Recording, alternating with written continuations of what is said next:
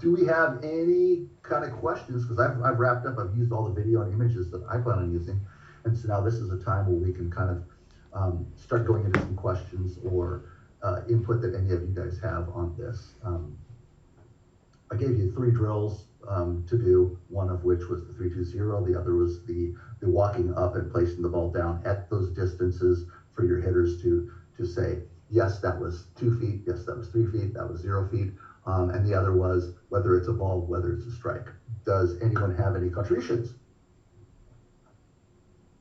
This isn't necessarily about timing, Okay.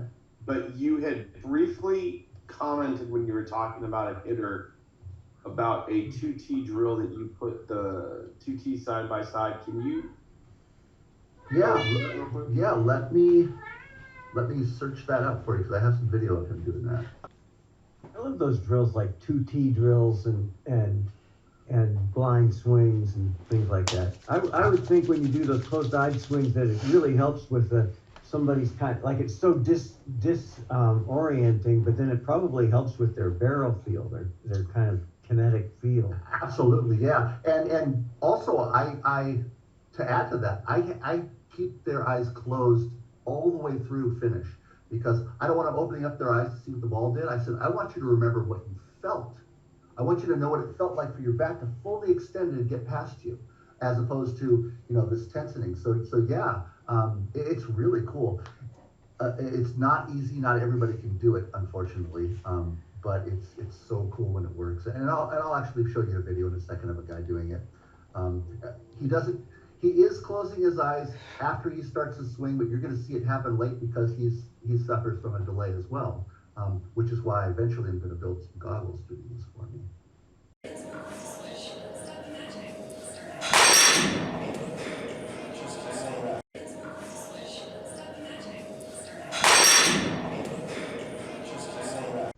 So what I'm doing with that is I am trying to create as much directness of the hitter's swing as I possibly can get. And again, that doesn't mean he's going to hit line drives, and it doesn't mean he's going to hit ground balls. I'm trying to eliminate all of the drag that is going to slow him down. I'm all about managing time and getting the bat as quickly as possible to a point.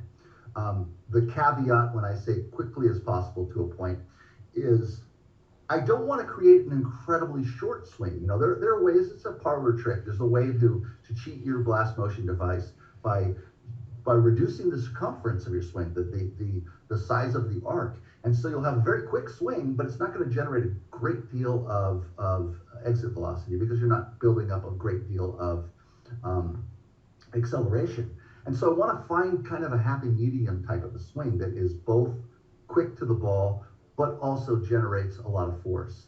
I also don't want a swing that gets into the zone really early because I don't want to meet pitches way back here because then I sort of eliminate very much, for me, I'm all about teaching hitters how to pull. And I eliminate that inside pitch being able to pull it because my bat entered the zone so quickly. And what I discussed earlier is a lot of people think that your barrel travels flat on a treadmill forward, and it does not. It is turning. And so once it's in the zone very early and your barrel is facing the pitcher, it's now exiting the zone immediately. And so I'm catching these inside pitches way deep and pulling these kind of things foul. And I discussed that last week, and I was talking about how Aaron Judge pulled his first home run in August in 2019, August in 2019, the first week of August.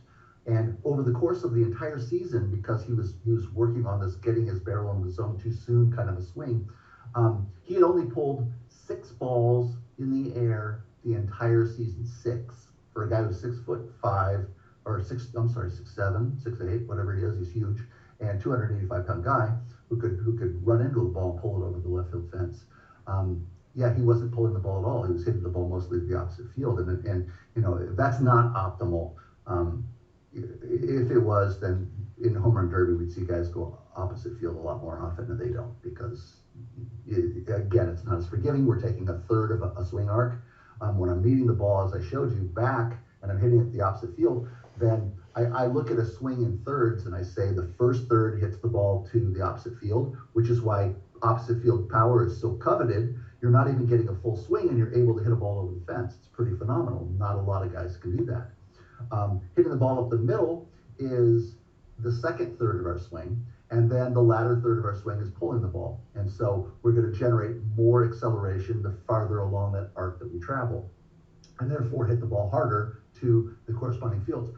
Something I didn't mention last week when we were talking about mechanics, and also now that we're talking about contact points and things like that, is the field is built proportionate to ease of execution, disproportionate to strength.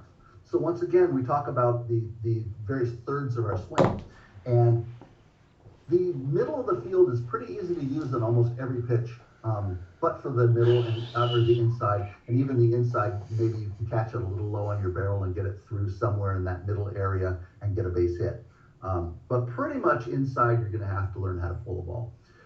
Whereas on an outside pitch, if I got a little bit too early or broadened my swing on it, I could hit it up the middle and get a line drive. We've seen it a million times. And so they've built the field much bigger in center because you can hit so many balls there. It isn't that you can hit it harder to center, it's that you can hit more pitches hard to center. And so the field that we can hit the ball the hardest is our pull field, and it also happens to be the shortest.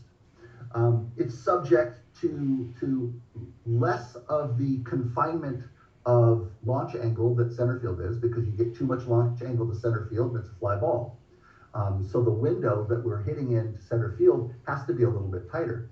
Whereas since we're only hitting the ball 335 feet to left field, let's say, I could actually miss a lot more, have a much steeper attack or launch angle. It can go higher and still make it over that fence. If I hit a ball 335 feet to center field, that's a can of corn. If I hit it to left field as a right-handed hitter, then that's in the seats in most stadiums. 330, 340, some of them are in Boston down the line of Yankee Stadium, it's as short as 300 feet. But it's much more forgiving, and for many years, pulling the ball has been stigmatized because hitters would pull the wrong pitches, and then you're hitting it to the best guy in the infield, the shortstop. And so it's been stigmatized, and a lot of coaches will say, well, you got to hit the ball the other way, hit the ball the other way. And I'm saying, you need to know how to hit the ball the other way. You should not desire to hit the ball the other way if you're somebody who wants to hit for any kind of power. If you're a Tony Gwynn or a Wade Boggs guy, then that's great. But I don't think, particularly in today's game, most of us don't want to be Tony Gwynn or Wade Boggs, because you're not going to make it to the big leagues. You'll make it to the big leagues if you hit 220 and you can drop 40 bombs. You don't have to hit 300 anymore. I think you can hit 40 bombs and hit 330, Albert Pujols, not giving up average for power. Currently, the paradigm is not built that way, but again, I think it's going to shift, particularly with the fact that the aesthetic of the game has suffered so much. There's nobody on base, and baseball has become very much Sports Center. I might as well watch Sports Center because nothing is happening in between the home runs, and Sports Center shows the home runs because they're exciting. So why burden myself with watching 15 minutes of baseball and not a single ball has been put in play? So I do think that paradigm is going to shift at some point here. I'm going to give you a quick video of that guy hitting blind, which is quite cool if you ask me.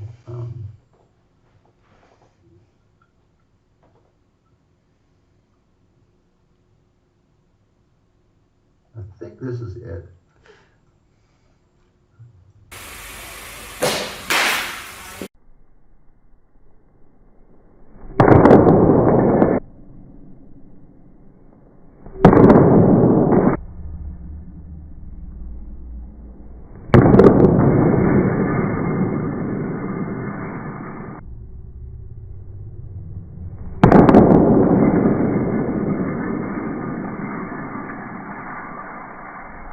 So again, he is, as we saw the close-up of him, it appears just before contact, his eyes are closing. He sent the message to close his eyes a lot sooner than that, as soon as he felt his body moving. There's just, again, where we suffer that delay, and we don't actually close our eyes as early as I would like them to. But what you did see in that is, this was a hitter who struggled. He was a pretty muscle-bound, small guy. And he would use those muscles quite a lot because he had them. And so some of his exit velocity, some of the distance the ball traveled, and also, caused a lot of balls to work their way down because he was topping the ball. I got him to stop using those muscles at the wrong time. And that's something I'd like to also talk about. So he got great extension, and the ball could fly off his bat pretty nicely once he had his eyes closed. And something I've had a conversation with a lot of guys about when they're talking about percentage of energy used to swing. And a lot of guys are talking about conserving energy and say, well, you want to swing at 85%. And I'd say if you watch a guy hit a home run, especially a really good hitter, and if you're watching Home Run Derby, Alonso is a great example of that because he's banging balls 500 feet. Nobody can hit a ball 500 feet using 85% of their energy. It just doesn't happen because we're talking about, the maximum of human capacity here. Aside, if we eliminate the lore of Mickey Mantle hitting a ball 600 plus feet, physics suggests that the longest home run you can hit is probably somewhere in the 545 foot range, based on the materials used, because it's kind of like 212 degrees boils water. The water doesn't get hotter than that because it now transforms into, it evaporates. And so if I were to hit the ball swinging harder to hit the ball farther than 545 feet, well, the materials would start to break down more and it wouldn't travel farther than 545. At some point, it would travel less than 545, even though you hit it harder, because the ball would start to collapse more. The bat would start to break down more. Might bend, or all kinds of other things. So there are limitations to this. But the point is that we are deceived into thinking that someone didn't swing hard because they managed the use of their energy, meaning that I put 100% into starting my swing, just like a track athlete getting out of the blocks first. I put 100% of my energy into the swing, but swinging is a 3-foot sprint. So once I've exited the blocks, I'm done. I allow my bat to carry through. It accelerates along its course. It's being pulled opposite equal to maintain its course, and it generates its velocity and hits the ball. So I'm swinging with 100% of my energy because I want to do as much damage as possible, but I'm minimizing the length of time that I'm using those muscles, because once I start to connect all of these things, and we're going to talk about connection another time, but once I start to connect all of these things and freeze everything, then the barrel actually slows down. I feel like, and any of us who have hit a ball and thought we crushed it and it was a fly ball out and we didn't crush it because we felt it so much. Well, the more you feel it, the more you're working, and the more you're working, you're actually slowing the barrel down to move closer to the speed of your hands than it is moving independently, where the distal end of the bat over here is actually moving much faster. If you were to use your blast motion device, the end of the bat moves faster than the handle of the bat, which the blast device is creating an assumption anyways, because it doesn't know really what the end of the bat's doing, but that's another story. Any other observations? Well, okay, so if I'm hearing this correctly, what you're saying is the earlier that you get connected, the stiffer you get, or the more rigid you get. How do you separate that? Say it again? The longer, it's not how connected you become. The longer you're using those muscles, the more the system breaks down. So we talked about the kinetic sequence of lower body to upper body to hands. They are all connected once we remove the slack from these systems, right? We talked about that last week. But that doesn't mean muscle tension, and that's where a lot of the confusion of connection comes into the play, is that muscle tension is not connection. It is, in a sense, connecting you, but it's frozen couplings not working symbiotically the way that the transfers of energy is meant to be moved. If that makes sense. Yeah. You had said something about, let me find it. I can't really, okay. Keeping it, basically, you were referencing the karate chop and the board and the 8 feet pass. Okay, So how do you, 8 inches. 8 inches? I'm sorry. That would be a long arm. As soon as I said 8 feet, I'm like, that didn't sound right. Right. Um, 8 inches. So how do you get a kid, a player, a high school age kid to stay loose and hit, let's just say, quote unquote, 8 inches past the baseball? Okay, so I think it's more like 4 inches with your punch, but that's a good 8 inches is fine with me. What I did with my hitters was I told them, if you're looking at something, if I look at any object, and when I grabbed this cup right here, I had my 200 millisecond delay that I never sensed. When I'm looking at this object, my hand is going to go to it, particularly my grasping hand, my dominant hand. There's something called a pre-movement, where whenever we perceive an object that is graspable within our reach, an electrical impulse is sent to our dominant hand. Without any interest in grabbing that object, I still have that pre-movement to compensate for all of the delays and things like that we have.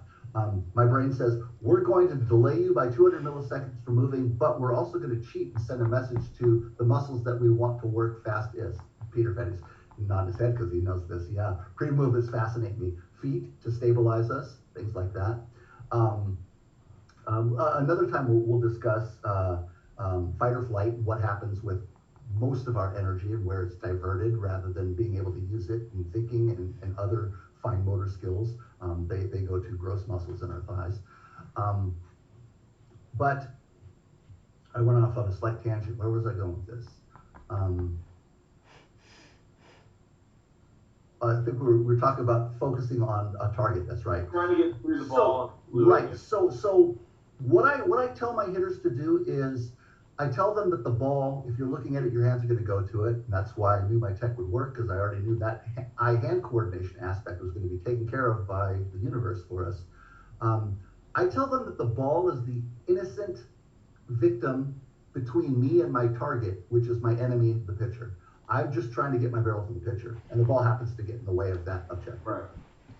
And that's how I get them to get some extension, get some intent. The ball is inanimate. It doesn't care whether you hit it or whether you don't. But I think of the pitcher as my enemy, and I don't actually, I don't hate the pitcher. But when I'm facing him, he doesn't like me. He doesn't want to be embarrassed by me hitting the ball. So he's trying to beat me, and so I reciprocate by saying, "Well, I'm going to beat you." And so what I have my hitters focus on is trying to get their barrel to hit the pitcher. The ball just gets in the way of that. And then you end up with that extension. That's sort of your focusing 4 inches on the other side of the board. All right, thank you. Yeah. Anything else? I have the quietest groups. Ron does a ton of talking. Garrett is celebrating his son's birthday, so I know he's in and out of this, and he's more going to be watching the video when I upload it. He teased me up a lot. We have a private discussion like we're having now. We have that discussion once a week on Wednesdays, except for Wednesday this week was my Disneyland week. And then so he ends up teeing me up a lot, and he'll set up questions and things like that for me to answer for you guys.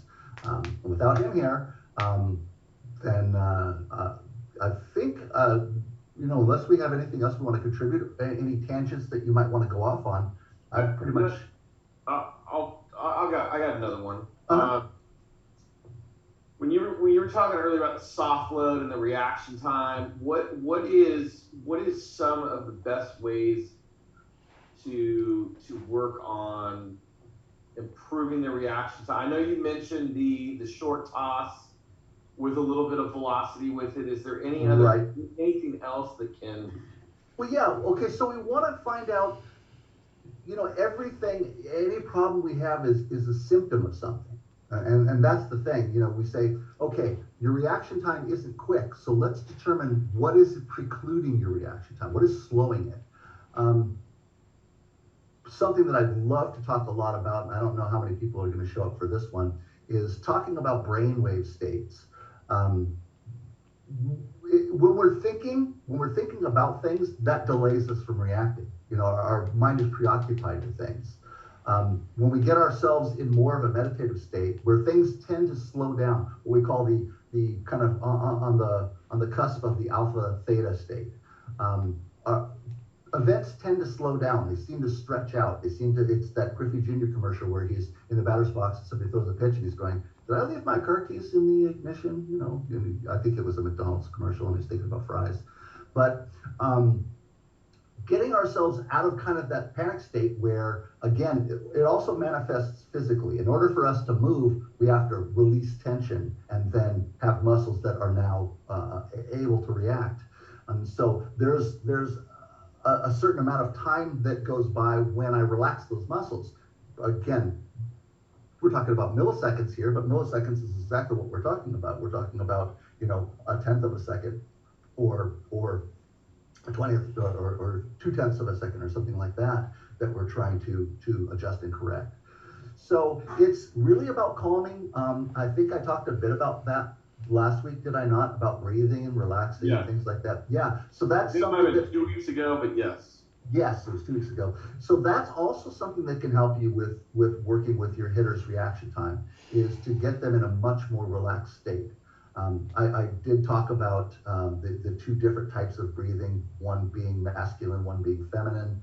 And the feminine breathing pattern is an extremely relaxing and slower, deeper, fuller movement that we want to mirror our swing movements off of. And then the holding of the breath and the more abrupt release of our energy is that male breathing pattern.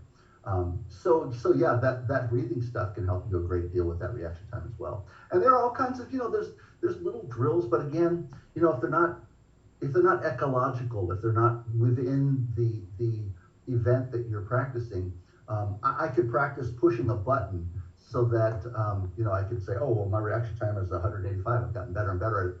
Well, that doesn't mean that when somebody's throwing a rock at me, I'm going to have that improved reaction time. Right. So it's going to have to be, I'm hitting some baseballs. And so what can I do within the context of having rocks thrown at me? Getting myself relaxed is a huge part of improving that. And the second is, again, working on that feel and responding to high velocity at short distance is a good way to do it. Or just working at high velocities from great distances. One thing I wanted to also include, before I forget that, is when you're talking about working on a hitter, hitting high velocities, work them on low velocities. Because you're going to discover how they manage time. And when you're working at high velocities, sometimes you're not going to see some of the things that are occurring. With my tech, I've built in some things called tempo drills, where I change the intervals between the tones. And when a hitter anticipates too much, you'll find that they tend to leak if they stopped. You wouldn't notice it when they were swinging, but then if you stopped it and said, okay, check, you'd suddenly find them over their front foot instead of being here and checking and staying back. And so that's something else that you can kind of work on is do slower pitches, because they have to wait for the ball. You don't allow them to sync up to the pitch. What we always do is time the pitcher, right? And so if the pitcher is throwing super high velocity and I have a long stride, and so therefore, a leg kick, I'm initiating at break of hands. Well, if I'm facing this slow guy, I want to initiate at break of hands still. I will be completed sooner, and how I manage that bit of a pause, and that pause is going to be milliseconds again. It's not like you're down for 2 seconds. You're going to be down for a bit longer than normal, which maybe you're down for 400 milliseconds as opposed to 200 milliseconds. And so working on velocity doesn't mean just training velocity. Train them to hit slow pitches with the same second aspect of timing. When do we gather, as they would against high velocity. So those are 3 things I would say you could do with your hitters to help them with their reactions. You see that a lot when, especially in high school, when they change pitchers, and they change pitchers with one of your. A lot of times, it's funny, it's your better guys that are used to being able to hit that higher velocity because they tend to try to time the pitch at that age as opposed to the pitcher. Right. And then all of a sudden, you see the kid corkscrew themselves in the ground. Well, we're seeing that at the big league level now, because I'm seeing guys, I'm watching regularly, guys that are swinging pitches that were never strikes. At no point, are they strikes. I'm going, you got to be kidding me, because they're selling out so early. They're collecting. Peter Fadden's job over here. They're collecting that early information. They're not even getting to that second third. They're starting at the first third where they say, okay, fastball, go. And they're swinging to a spot, and then all of a sudden it's this slider or some two-seam fastball that has that crazy movement, and it's just diving out of the way and bounces 3 feet in front of the plate. And I'm saying that's not something. Yeah, that's not something we used to see. We didn't see guys swinging at pitches that the Greg Maddoxes got you to swing at stuff but it appeared to be a strike at some point. Whereas nowadays I'm seeing so many times guys are swinging at pitches that are bouncing and so far off the plate that the catcher can't even get to it, and it's a strike, and I'm just going, oh my God. They're selling out so quickly on these pitches these days. A lot of new things.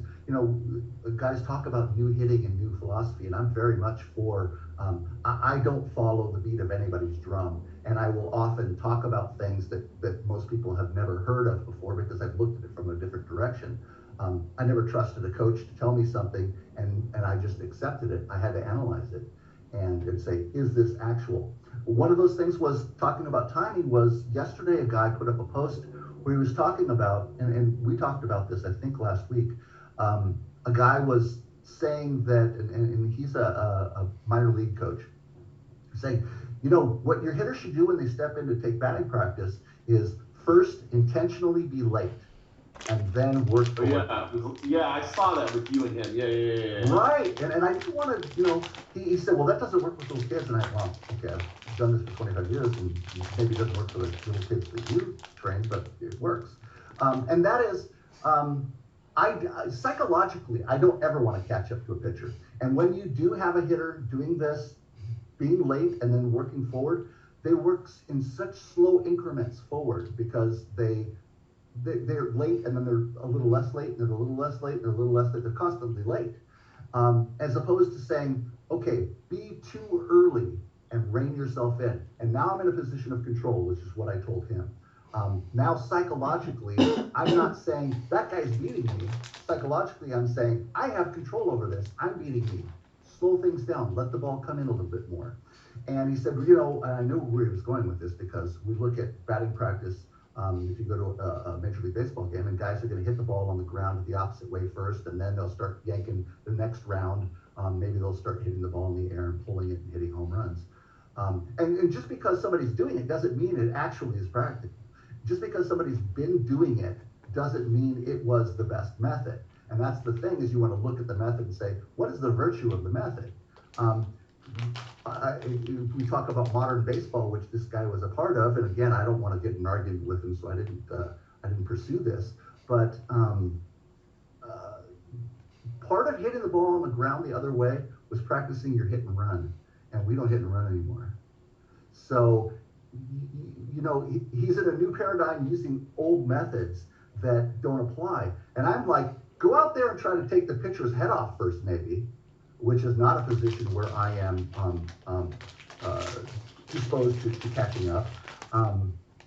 Go out and try to take the pitcher's head off first, and then start yanking my ball and hitting it as hard as I can and putting it into the seats and getting a good feel for my swing for that day.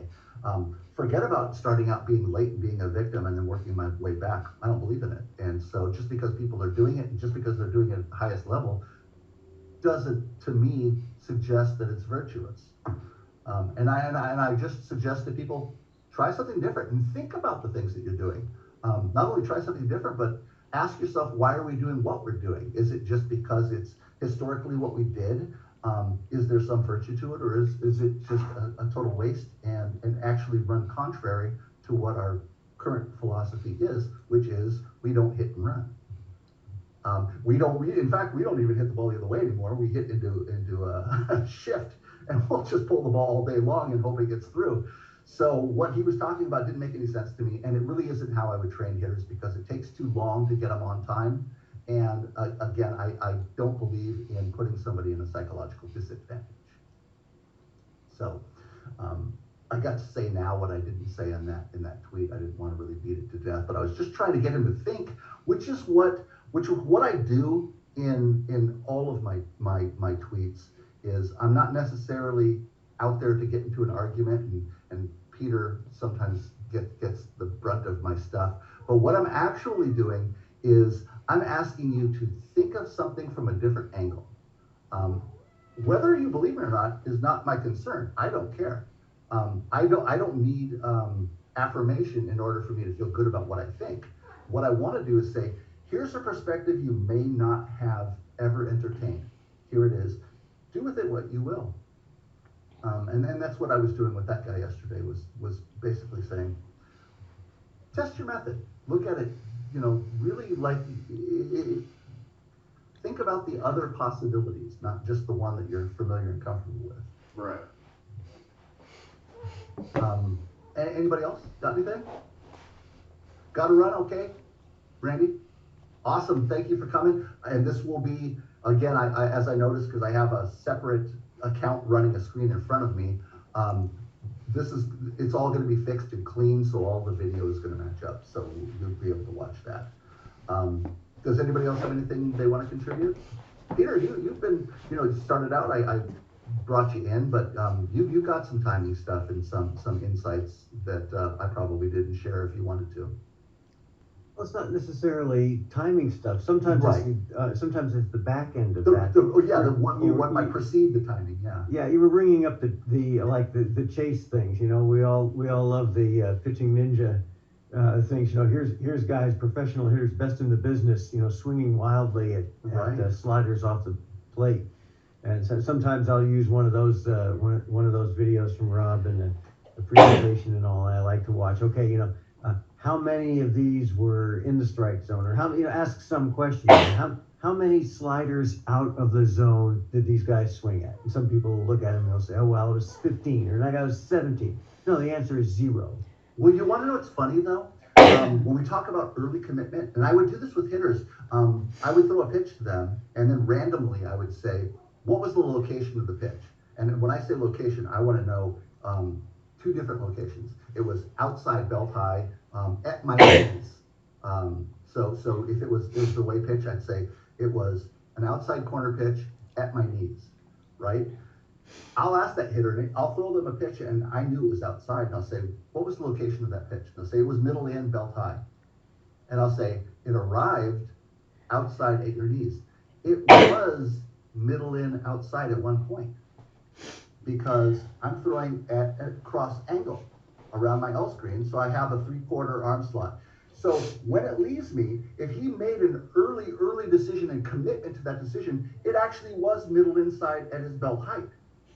But it continued along his flight path and wound up outside down at his knees. And so what's happening with these guys is the guys that are swinging these horrific pitches that the pitching ninja puts up, is they're making a commitment to a decision that hasn't been fulfilled with enough information. They're just saying, there it is, it's middle, go. And it isn't middle, it's way over here. Right, they're swinging at a thigh-high fastball. It just turned out to be a slider off the plate. Right, exactly. And you're almost seeing the exact opposite, I think, in the youth level, the high school level, where they're giving up on pitches because they're making such an early commitment that pitch isn't a strike. Right. And I think it has a lot to do with the late loads, but they're seeing, or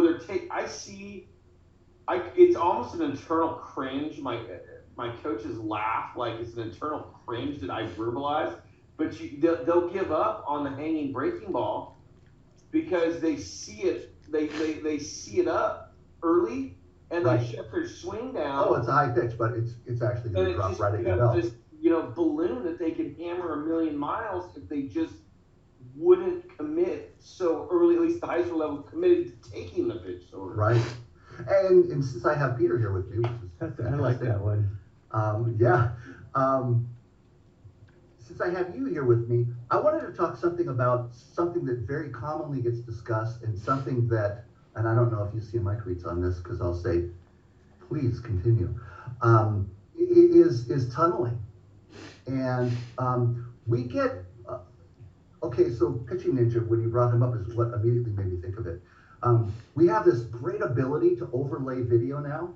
And so you have this pitcher throwing 3 different balls that are going 3 different directions, all from the same release point, right? And so if the pitcher actually threw 3 balls, it would be very perplexing. But the problem that I have with that, and I try to explain to people, is the more you tunnel, the quicker I get to pick up information from the ball because I know exactly where the ball is being released. What made Pedro Martinez, and again, anything that happened like pre-2010 just never ever happened, apparently. A lot of the young guys have no concept of history, and it's just, it's what's happening right now, and nothing else even mattered. Pedro Martinez was devastating because he had 7 different release points, all for the same pitches. So he may throw 3 different pitches only, right? Let's say, I think he had more, but let's say he only threw 3 different pitches. They would have different characteristics and different release points for each of those pitches. So if the ball gets out of my hand and I expected it over here and it came out from over here, then I suddenly have a delay in picking up the ball. The ball's traveled a greater distance before I start gathering information on that ball. And so for me, when people talk about the virtues of pitch tunneling, I'm like, go right ahead, because I don't assume the pitch is going to be anything when it's here until it starts to move and I start picking up information. I do appreciate that there are certain kind of nuances that you might make that might clue me in, so I'm not going to deny that stuff. There's less and less skinny wrist, and I'm not entirely sure I could see that skinny wrist, but maybe somebody could. But there's less and less of that because I showed a picture of a curveball and a fastball coming from, I think, Eric Cole or something like that, and the wrist was exactly the same. And so a little bit less on some of those, so at least at the big league level, a little bit less of that, and a little bit more of, okay, I really have to pick up the ball and determine what it's doing. And that's that first third portion of it that is extremely important to me. The later I pick it up, the more confounded I am by where it's coming from, then the less time I have to read that pitch. And then when pitches are moving at 97 miles an hour, then I really don't have much time at all left. And so that's a big thing that I love to talk about. And I love to say, you know, pitch tunneling, while it looks super cool on video, it, you know, because again, 3 pitches coming out and they all look like they should be the same thing, but they aren't. I still get to pick up the ball at the same time for all of those pitches, and I get to start picking up their characteristics pretty immediately after that release. Whereas if it's released from 3/4 or, you know, low sidearm or anything like that, when the pitcher starts to mix it up, I'm later. What do you feel about that? Yeah, like a lot of times they put the pitch tunneling, they'll talk about it like it's pitches that are going back to back. I don't think it needs to be back to back. In fact, I think one pitch can tunnel because you've got, like I said, you've got that first time we talked on this, your mind really quickly, as soon as you get a little bit of ball flight, that first third has basically made the picture of that ball. I mean, it's like a zip line of kind of what you would consider your normal pitch. So that's why when Ron's talking about that one that comes out like this, those guys just can't get their eyes to not give up on it. Like, right. What are you gaining? But you know, this is Ken, sometimes your most interesting stuff, I think, is when we think about what is it that this crazy mind of ours actually does, and it does all these great kind of cool workarounds. But one of the things that it does is it like super conserves energy. And so like Ron's talking about that ball that comes out here, it'd be like, okay, why not stick with the pitch?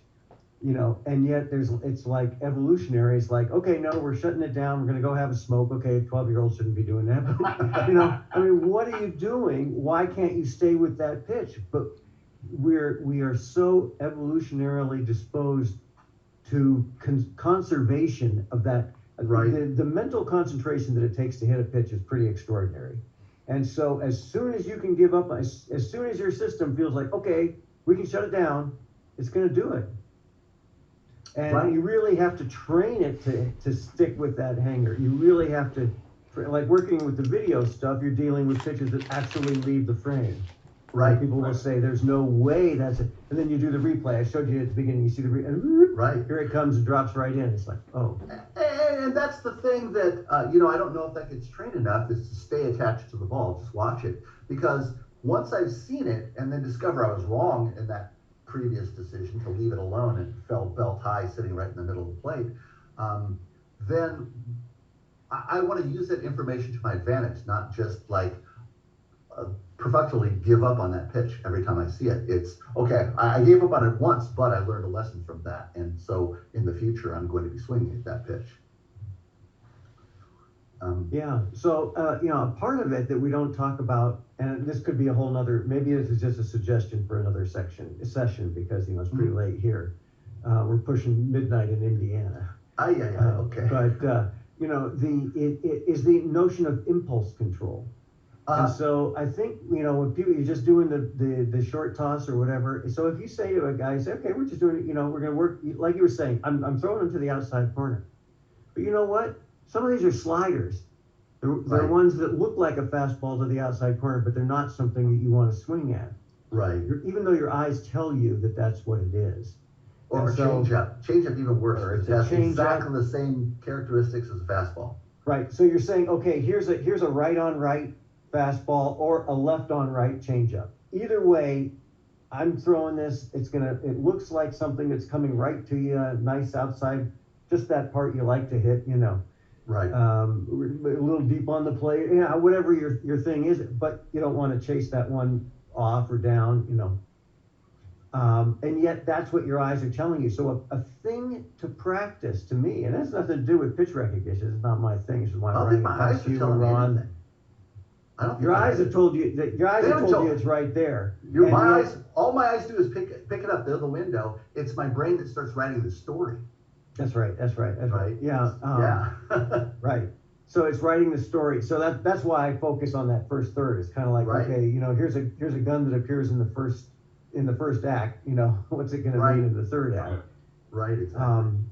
And so part of that is just impulse control. When you see those ninja ones, those guys every one of those pitches they knew they were had. Right. You see those swords like this, they knew they're had.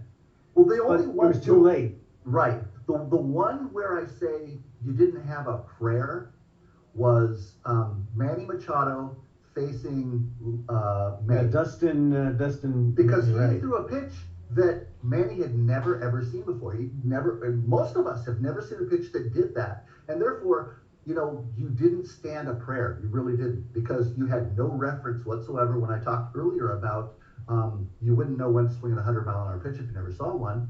You wouldn't know to not swing at that pitch that wound up on your back hip because you never saw a pitch move like that before. Once you have, then you have a reference. You say, okay, I've seen that pitch before, spit on it. But part of that, Manny couldn't have hit it perfectly on time. Nothing he could do. He couldn't have hit it because he could never predict. Yeah, he would have put it in the dugout. He would have put it in the full dugout exactly. Anyway, even if he had contacted it. Well, and it might have been one of the two of you that said it, or I saw it somewhere. I know that, but it talks about the brain being basically like a library and full of books, and different kinds of memories. Different kinds of memories are stored in different places. We have memories that are stored all over the place. And then we have an area, I think we've discussed this before, and I've read some great studies on it, the hippocampus, which stores object recognition memory and root memory. And that's the area where we would be storing, as far as I understand it, that's where we're storing our pitch lexicon, essentially. Right. Is we're A, identifying an object that we recognize, and B, recognizing a route. Right.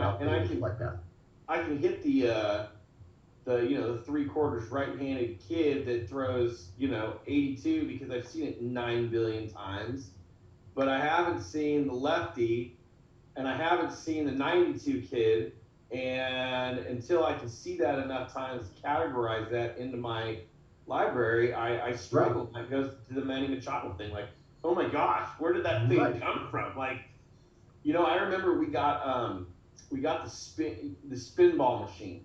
Yeah. The last high school I was at got the spinball machine. And we're all little kids, so what do? I go, okay, we're gonna go 105 left-handed slider, with total spin on it, and just to see it, you know what I mean? Yeah. Even though you'll never see that, but okay. Right. As a right-handed hitter, and I wasn't hitting, I'd have no shot and probably injure myself, but I played around with it and I stood in there and I saw different, pitches and velocity. And I'm like, oh my gosh, like, Yeah. this is ridiculous. We put in a 95 mile per hour right hand slider, and it just with the tight spin, and it's there and then gone. Like, Yeah. it's ridiculous. Yeah. If somebody actually could throw that, it would be pretty unhittable. Right. Because it's going to move so late that I don't think there's anything you could do. So fortunately, I think we haven't gotten to that point. I'm gonna kick you guys out of here because Peter said it's almost midnight on the east, and I'm like, okay. So this has been a fantastic chat. I so look forward to it. I love talking about timing. Very happy. Thank you all for coming. Thank you, Peter, for your contributions. Thank you, Ron, for steering so many questions my way so that I don't have that dead air that I hate, that I have to edit out anyways. And next week, I'd like to talk about probably some more of that connection stuff. I'd like to enter in talking about some of the hitting technology that's out there, swing capture devices and things like that, and those metrics. So that will be probably my topic for next week. And I want to thank. You're going to record next week and post it because we have a game. I'm posting every week. Yeah, Okay. I'm going to record it every week. All right, so great. thank you all so much for showing up, and you made my night. I had a great time. Get some rest, and I'll talk to you on Twitter soon. All right. Right moments and good vibrations, as Yes, sir, you Simon too. Kirk used to say. You guys, thank you. Absolutely. Thank you.